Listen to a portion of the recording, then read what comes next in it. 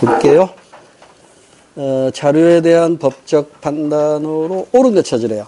A는 최근 부동산 등 7억의 재산을 남기고 사망했다네요.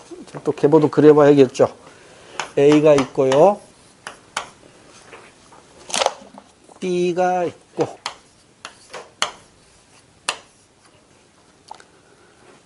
D, 딸, E, 아들. F와 결혼해가지고 G 아들 낳았고, 그 다음에 B는 C와 결혼했네요. 자, 이제 하나씩 봅니다. A가 7억 재산을 남기고 사망했대요. E는 5년 전에 교통사고로 사망했대요. E가 있어. E가 A보다 먼저 사망한 거죠. 사망했고요. 그럼 이제 딱 보는 순간 대습상속이 떠올라야 되죠. 대습상속. F는 E가 사망한 이후 A와 시아버지와 사이가 좋지 않아 가출했네요. 그래도 이 혼인관계는 유지돼야 안 돼요. 유지됩니다. 이혼 안 했어요.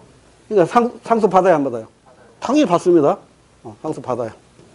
대습상속으로 E의 몫을 받게 되는 것이고. 자, 그럼 이제 1번. C에게는 상속권이 없다. C에게는 상속권 없죠? D가 받아버리니까, 만약에 D가 없다면, 사망했다면, 그때는 상속권이 있죠. 대습상속. 여기서는 D에게 상속권이 있지, C에게는 상속권이 없어요. 싱겁게 끝났네요. 1번이 정답입니다. 자, 나머지 공부. B의 상속액은 D와 같다. B의 상속하고 D의 상속은 얘가 1일 때 얘는 1.5예요. 그 다음에 요것도 1이고. 그 1인데 그 1에 대해서 1.5, 1 이렇게 가져야겠지. 그죠?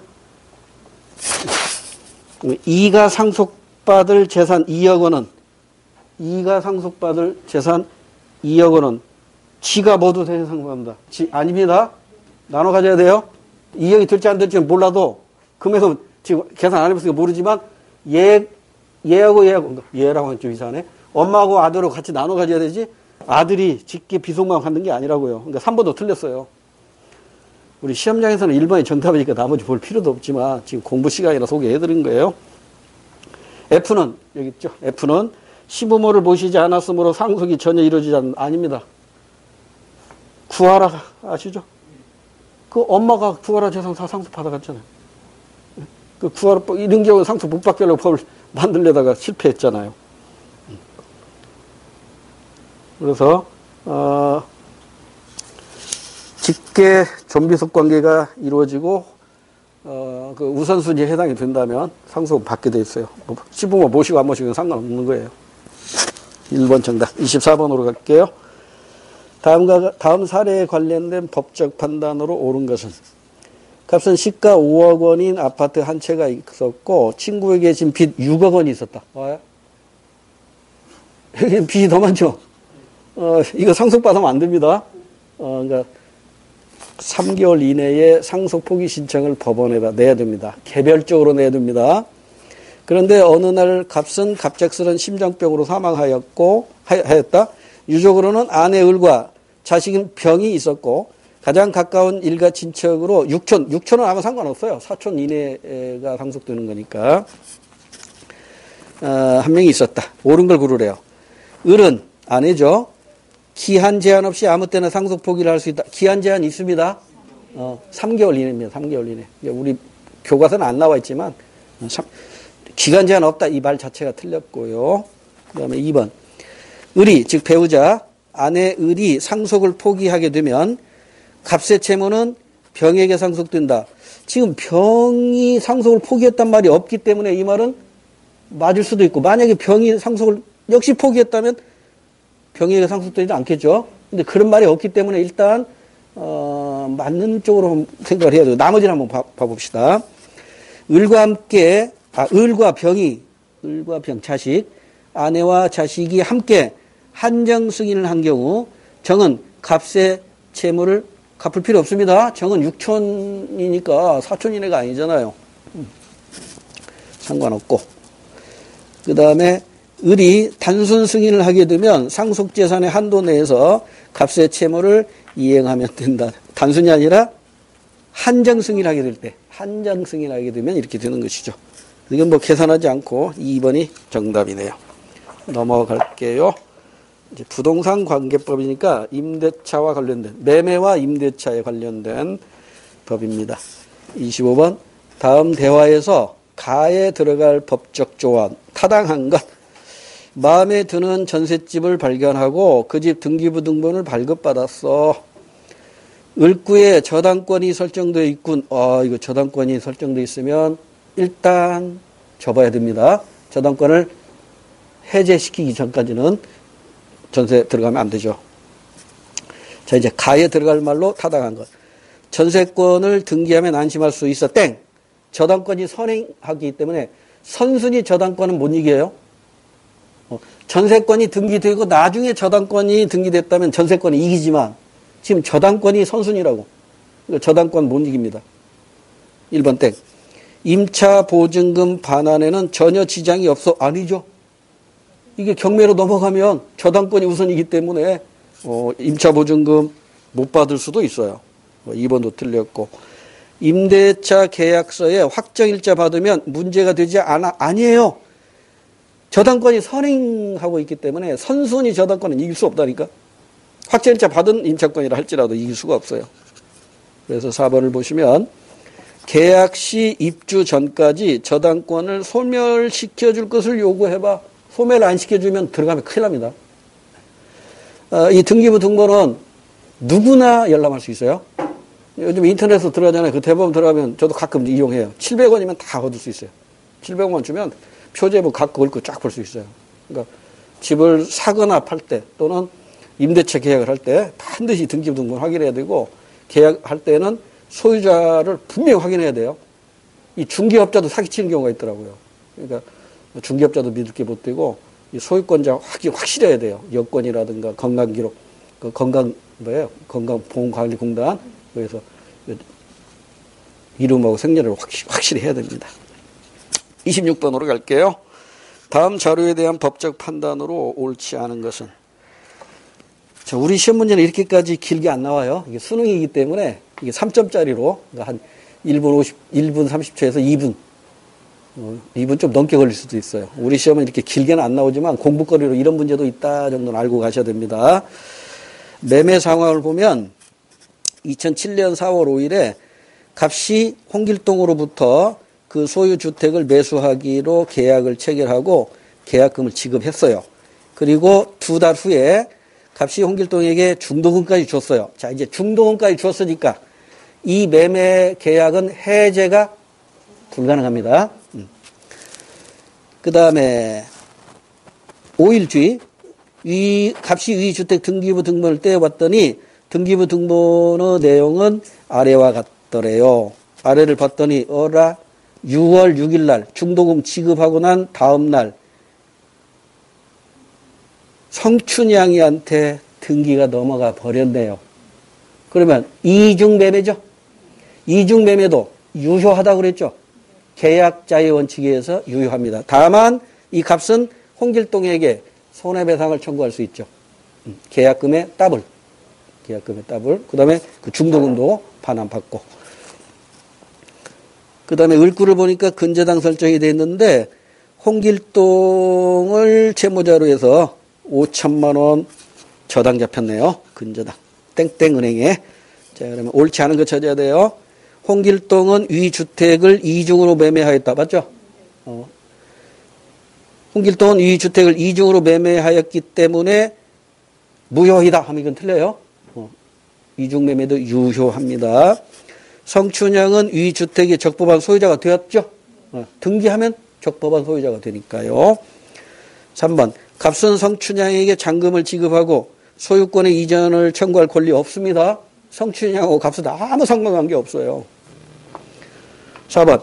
값은 홍길동과의 계약을 해제하고 계약금 및 중도금을 반환 청구할 수 있고 더불어 위약금까지도 청구할 수 있겠죠.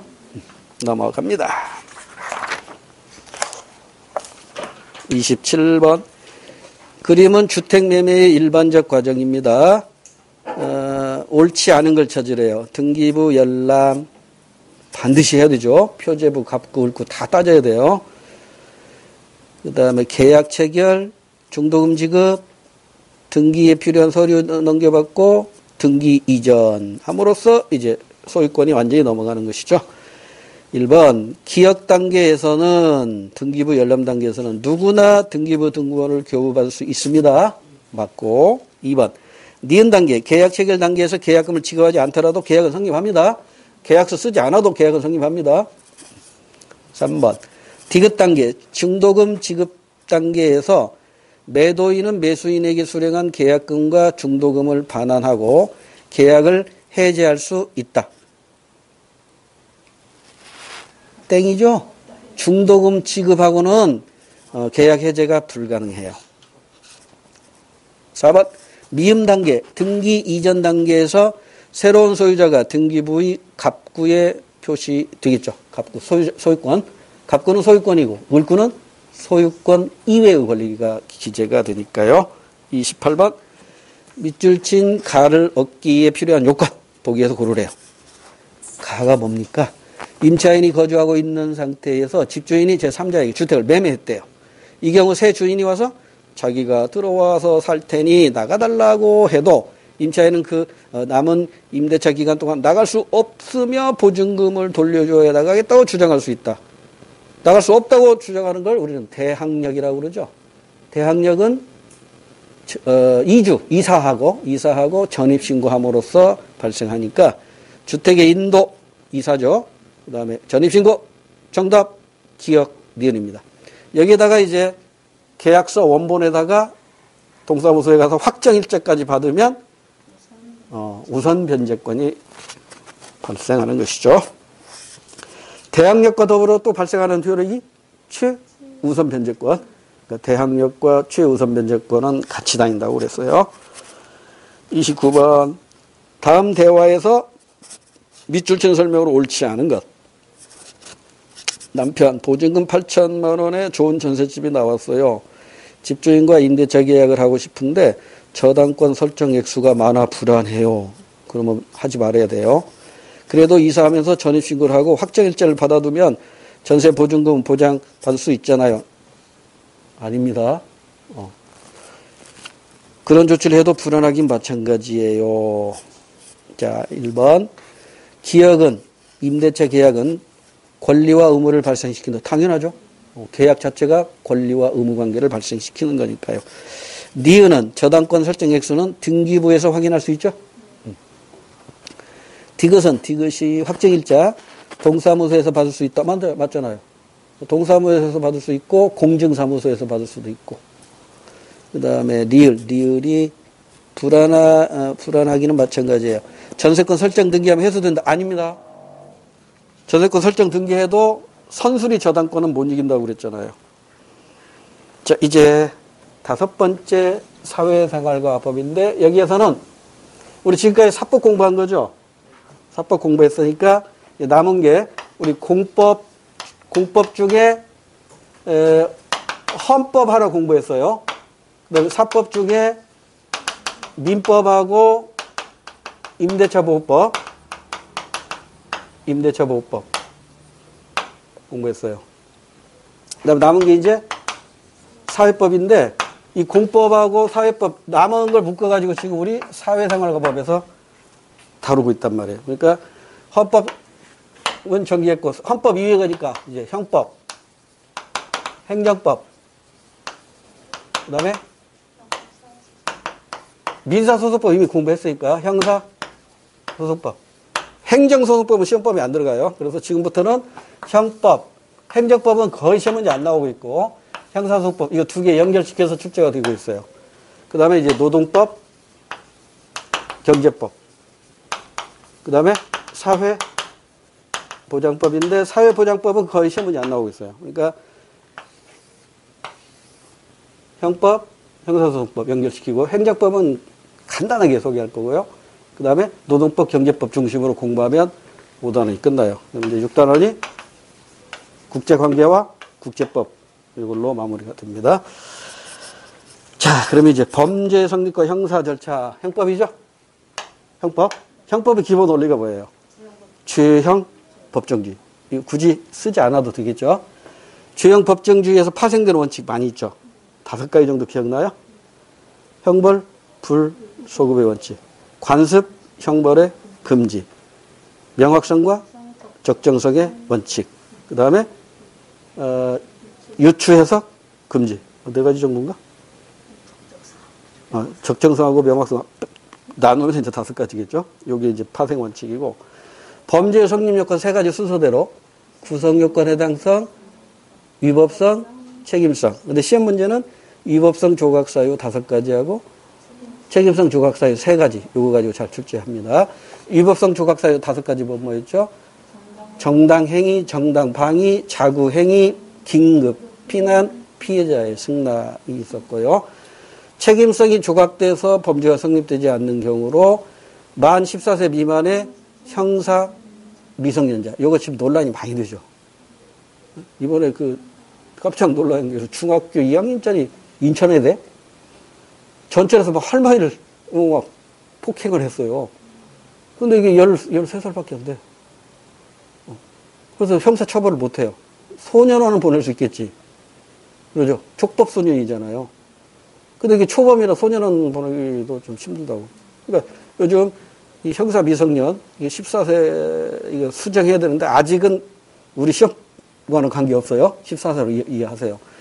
심리학자들은 만 9세면은 범죄 여부, 그러니까 선악을 판단할 수 있대요. 9살 정도만 되면 이게 선이냐 악이냐를 판단할 수 있대요. 그러니까 앞으로 개정이 되겠죠. 9세 정도. 그럼 10살짜리가 이를테면 옥상에서 벽돌을 던져가지고 용인에서 사고 났잖아요. 그럼 처벌 받아야 된다고. 그러니까 좀 우울한 얘기니까요. 이런 걸 좀 접어두고 우리 시험 문제와 관계되는 것만 얘기하자고요. 그러니까 책임성 조각 사유는 만 14세 미만. 또 뭐가 있죠?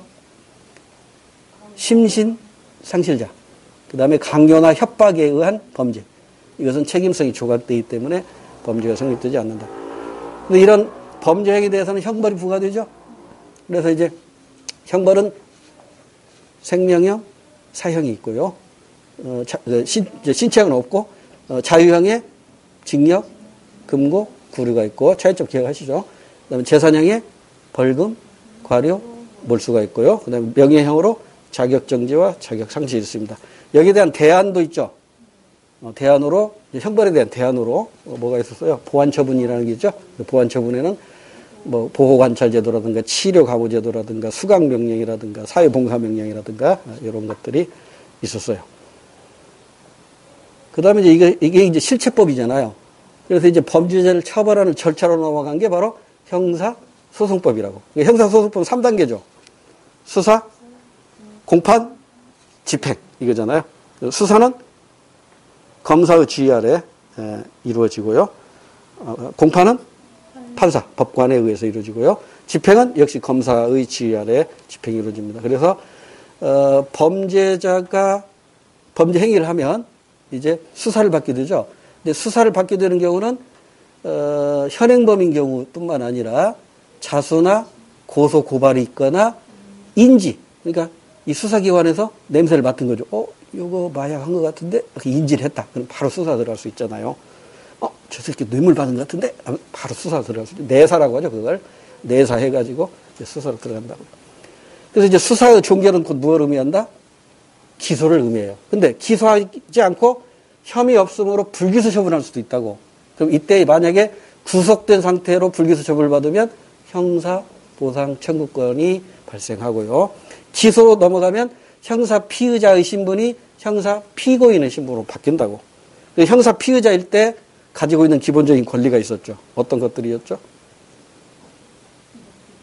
묵비고 이거 가장 중요한 것은 형사 피의자는 구속 적부 심사를 청구할 수 있어요. 형사 피고인은 구속 적부 심사 청구 못해요. 형사 피의자만 신청할 수 있다. 그밖에 묵비권 행사는 피의자도 하고 피고인도 할 수 있고요. 변호인의 조력을 받을 수 있는 권리도 피의자, 피고인 모두 할 수 있고요. 뭐 적법 절차의 원리라든가 무죄 추정의 원칙이라든가 이런 것들은 다 형사 피고 피의자 다 공통된 것이죠. 형사 피고인만 해당되는 건 보석제도라는 게 있죠. 형사 피의자에게는 없잖아요. 보석제도는. 그 다음에 이제 공판으로 가면 이게 형사재판이니까 3심제입니다. 1심 항소하면 2심. 2심에서 항소하면 3심. 최종심에서 이제 무죄가 되면 역시 형사 보상 정권이 발생해요. 근데 유죄에 세 가지가 있죠. 첫 번째가 실형을 선고하는 경우. 두 번째는 집행유예와 선고유예를 선고하는 경우입니다. 실형을 선고하면 실형대로 이제 복용하면 되겠죠. 그 다음에 이제, 집행유예는 집행유예 기간이 있다고 그랬죠. 1년에서 5년. 그 기간이 지나면 형의 선고가 실효가 돼요. 효력이 사라져버립니다. 선고유예를 하면 무조건 이건 2년입니다. 2년이 지나면 면소가 된다. 이렇게 공부했었잖아요. 이 정도는 기억해 두셔야 됩니다.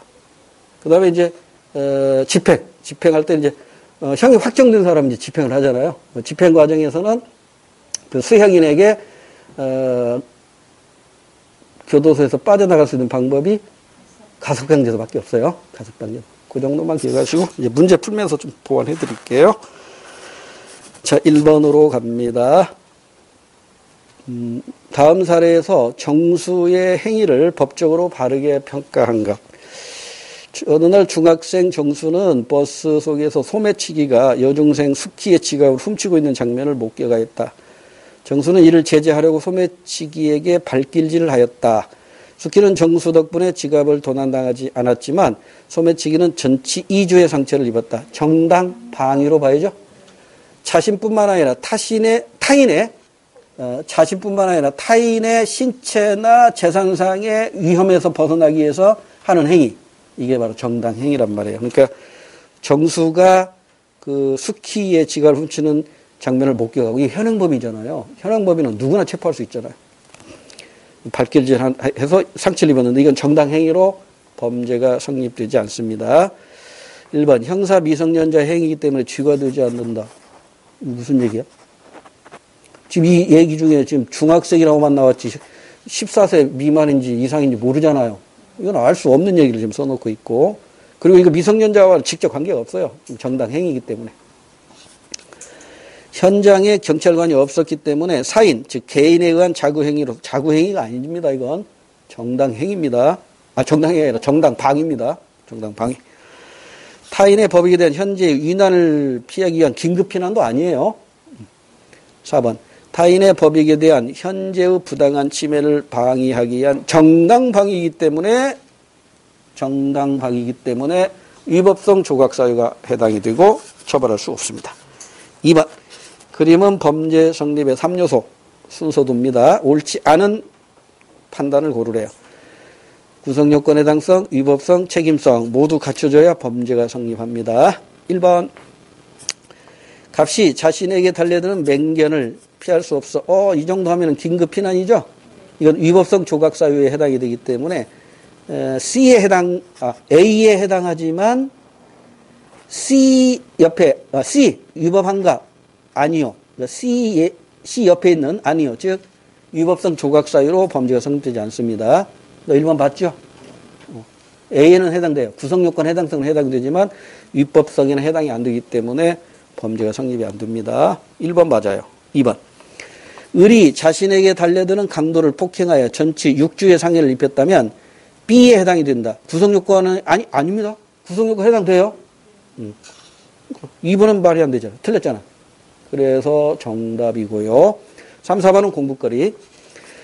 병이 편의점에서 아이스크림을 절취할 때 만 13세 했다면 이건 책임성이 조각되기 때문에 범죄가 성립되지 않습니다. 즉 C에는 해당되지만 C가 뭐예요?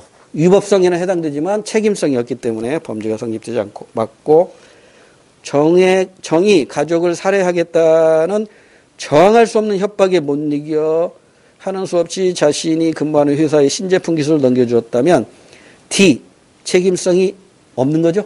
책임성이 조각돼서 범죄가 성립되지 않습니다. 3번 옳지 않은 걸 찾으래요. 범죄인을 시설 내에 노역함으로 노역 강제 노역하는 건 징역밖에 없습니다. 그리고 30일 이상이죠. 1월 이상. 나는 과료에 비하여 상대적으로 무거운 형벌이니까 벌금이겠네요.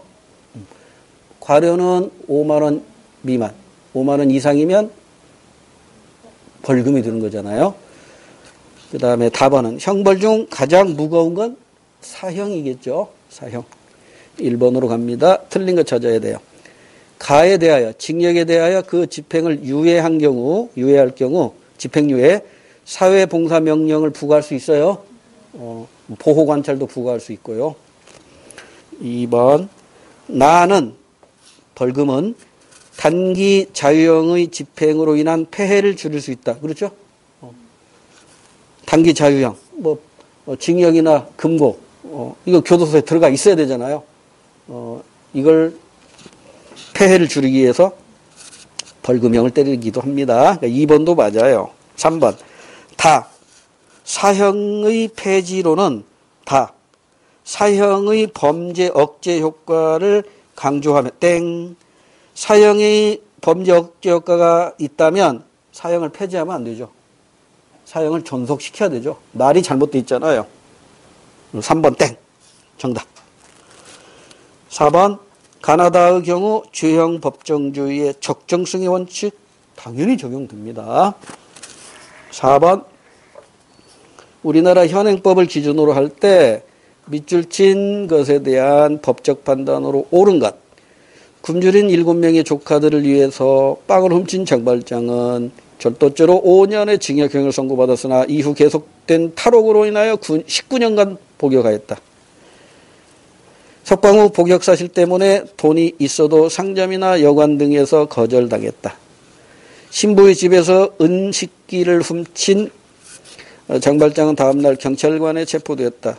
경찰은 확인을 위해 장발장을 신부와 대면시켰고 신부는 선물로 준 은촛대는 왜 놓고 갔느냐고 반문함으로써 장발장의 죄를 덮어주었다. 옳은 거 찾읍시다.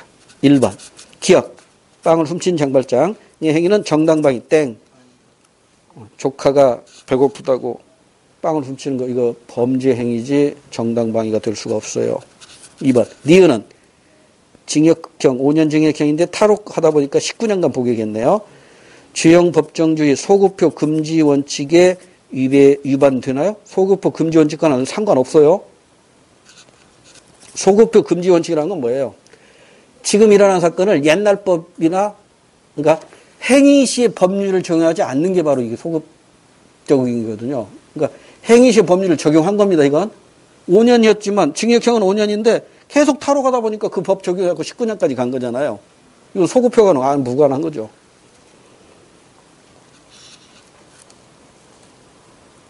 소급표 금지 원칙에 위반된다.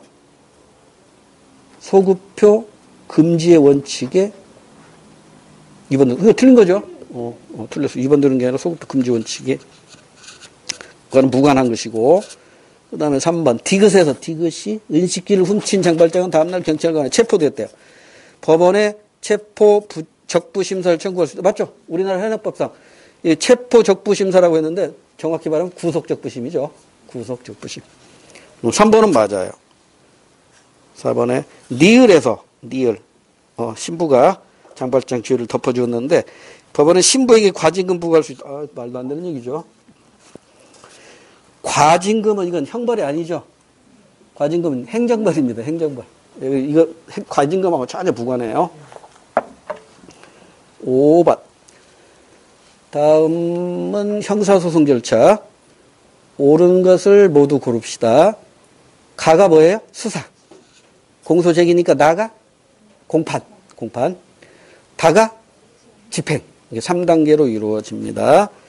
기억반 가 단계에서 수사 단계죠.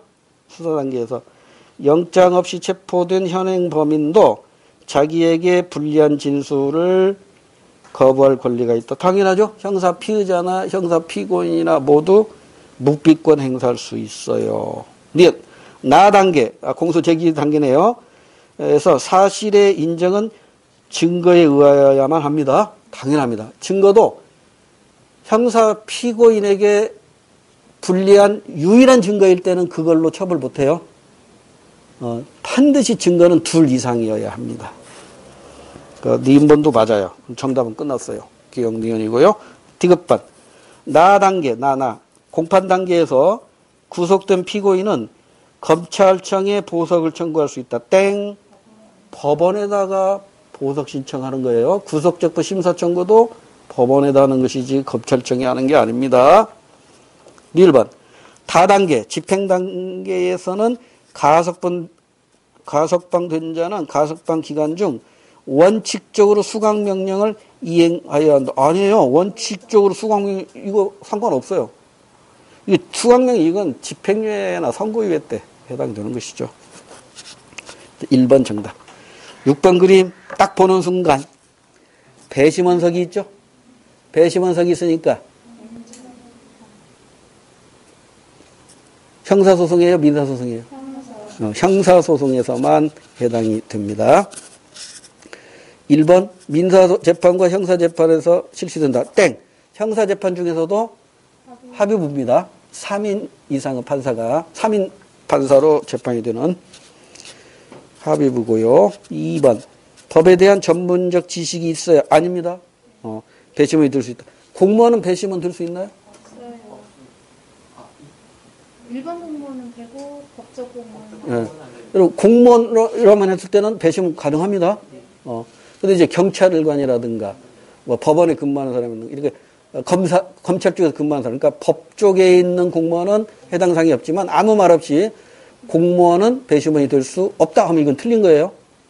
공무원은 배심원 될 수 있어요. 그 다음에 3번. 제1심에서 무죄 판결이 선고되면 검사는 일사부재리의 원칙에 의해 항소할 수 없다. 여러분, 일사부재리의 원칙이라는 게 뭐냐면 대법원에서 확정 판결 난 사건은 다시 재판하지 않는다는 거예요. 그러니까 1심에서 무죄 판결이 났다면 항소할 수 있어요. 2심에서 무죄 판결 나도 상고할 수 있어요. 근데 대법원에서 확정 판결 나면 이건 더 이상 재판 안 해요. 이걸 일사부재리의 원칙이라고 해요. 3번도 틀렸어요. 4번.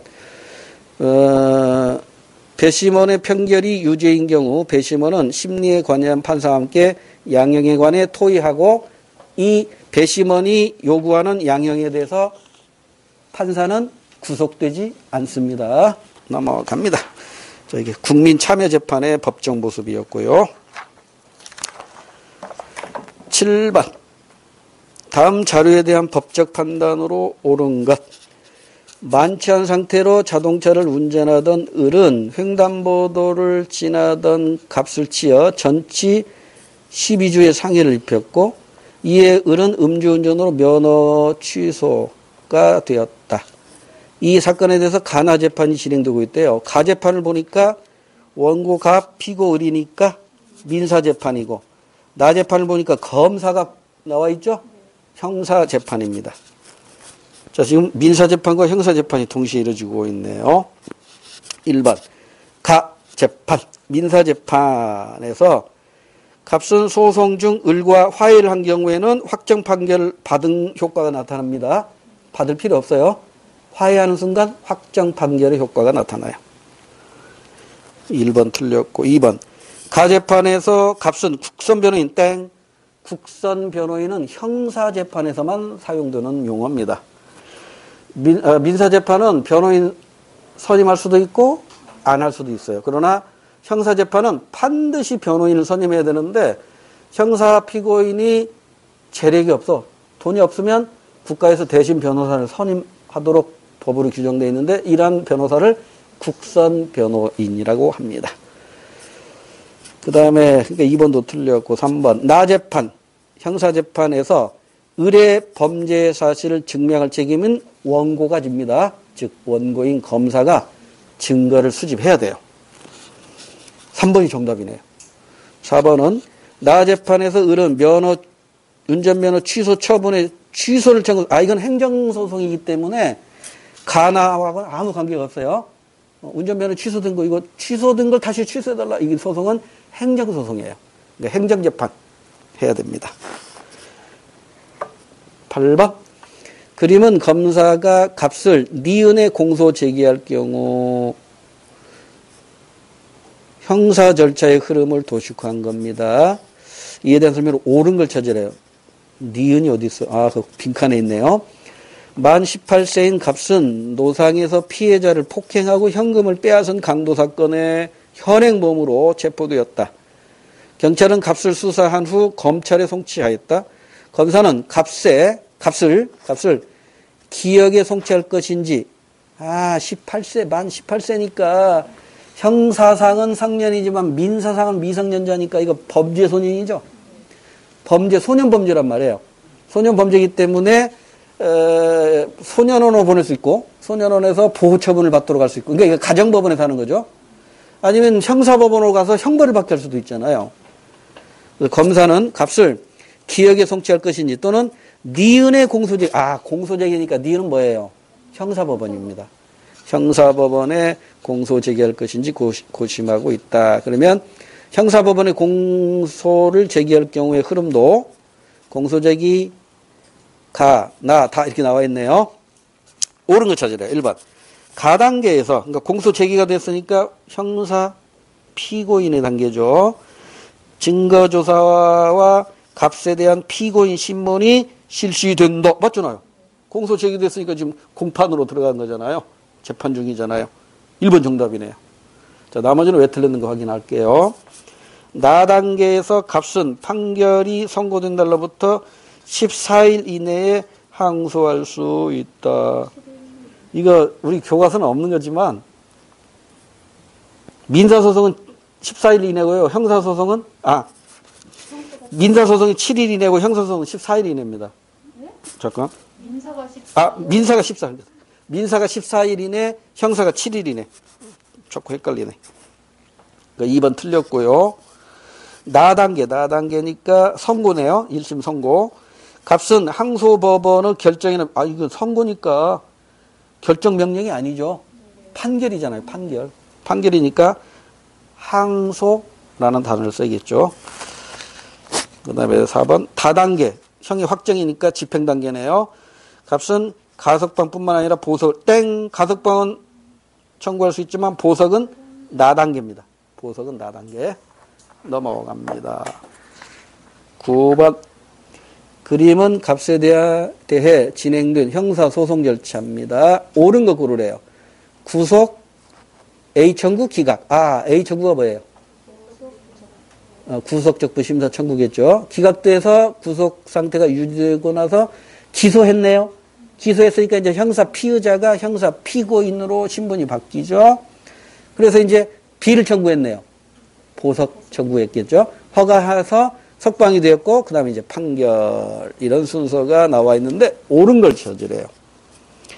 1번, A 청구는, 즉, 구속적부 심사 청구는 갑이 기소되기 전까지 법원에 대하여 할 수 있겠죠. 기소가 되는 순간 구속적부 심사 청구할 수 없어요. 기소되면 이제 형사 피고인의 신분이기 때문에 보석 신청을 해야겠죠. 1번 정답이네요. 자, 나머지 왜 틀렸는가 확인합시다. B 청구, 즉 보석이죠. 보석 청구는 갑이 피의자로서가 아니라 피고인으로서 수사받는 중에 할 수 있고요. 재판받는 중에 할 수 있고요.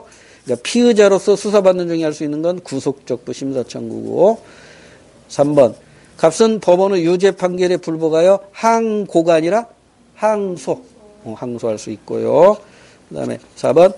갑이 집행유예 판결을 선고받은 경우 일정 기간이 지나면 형의 선고가 효력이 사라집니다. 형의 선고에 실효가 나타나지 면소가 되는 것은 선고유예 효력이죠. 선고유예하면 2년이 지나면 면소의 효력이 발생합니다. 법치행정과 행정구제인데요. 이건 최근에 출제가 거의 안 되고 있는데 행정법에서 출제된다면 행정구제제도입니다. 행정구제제도는 사전구제와 사후구제가 있죠. 사전구제는 공청회라든가 또 뭐가 있어요? 주민설명회라든가 이런 것들이 있고, 또는 청문회라든가 주민의 의견 청취라든가 이런 것이 있고, 시험 문제는 사전구제보다 사후구제 쪽에서 많이 내요. 사후구제 쪽에는 크게 두 가지가 있죠. 행정상 손해전부제도하고 행정상 쟁송제도로 나눠져요. 손해전부제도는 두 가지죠. 적법한 손실보상제도와 위법한 손해배상제도가 있고요. 예를 들면 손실보상은 토지소용과 같은 경우잖아요. 적법한 경우. 그다음에 위법한 경우에 행정상 손해배상이죠. 예를 들면 공무원이 불법을 저질러서 나타나는 경우라든가 또는 공공영조물, 이를테면 뭐 도로라든가 다리라든가 동상이라든가 이런 걸 설치를 잘못했다거나 관리를 잘못해서 피해를 입었다면 이거 손해배상 해줘야 됩니다. 그 다음에 이제 쟁송 절차는 간편, 그러니까 약식 절차하고 정식 절차가 있죠. 약식 절차가 행정심판, 정식 절차가 행정소송 이렇게 나가죠. 자, 10번 문제로 바로 갈게요. 다음 사례에서 철수가 행사할 수 있는 권리구제 수단으로 옳은 것. 태풍 민들레가 한반도 남쪽을 강타하였다. 이때 폭우와 강풍으로 인해 땡땡시에 있던 다리가 무너져 내렸다. 이 사고로 다리를 건너던 고등학생 철수는 급류에 휩쓸려 떠내려가다가 가까스로 목숨을 건졌다. 철수는 전치 10주의 상처를 입었고 사고의 충격으로 정신불안 증세를 보이기 시작했다. 다리를 관리하고 있는 시 당국이 전문가를 동원하여 다리 붕괴의 원인을 조사한 결과 땡땡 건설회사의 부실 시공이었던 것으로 드러났다. 그러면 관리를 잘못한 당국에게 권리구제를 신청해야겠죠. 그러니까 국가를 상대로 하는 게 아니라 땡땡 시를 상대로 해서 행정상 손해배상 청구하면 됩니다. 그리고 이제 이 땡땡 시는 세모 건설회사의 부실 공사를 이유로 구상권을 행사하면 되는 거예요. 넘어갑니다. 11번. 다음 사례와 관련된 행정구제제도. 사전구제인가 사후구제인가 한번 볼까요? 옳지 않은 것 고르래요. 값은 운전 중에 교통사고로 다발 지역인 급경사 커브길에서 안전방호벽이 설치되어 있지 않아 차량이 도로를 벗어나 인근 건물로 돌진하는 사고를 당했다. 안전방호벽을 설치되지 않았네요. 그러면 이거 공공영조물에 대한 설치 및 운영에 대한 하자죠. 그러면 행정상 손해배상제도가 적용되겠네요. 을은 자신의 주거지역이 국립공원으로 지정됨에 따라 애써 일군 과수원과 고향집을 떠나게 됐다. 이건 적법 절차니까 손실보상제도로 보상을 받으면 됩니다. 이제 틀린 거 찾아야 돼요. 1번에 가. 국가 무책임 원칙 하에 무책임 원칙에서 국가 책임 원칙으로 변화했다. 맞네요. 국가 책임. 국가에게 책임을 물어. 그래서 행정상 손해배상제도가 인정되는 거고요.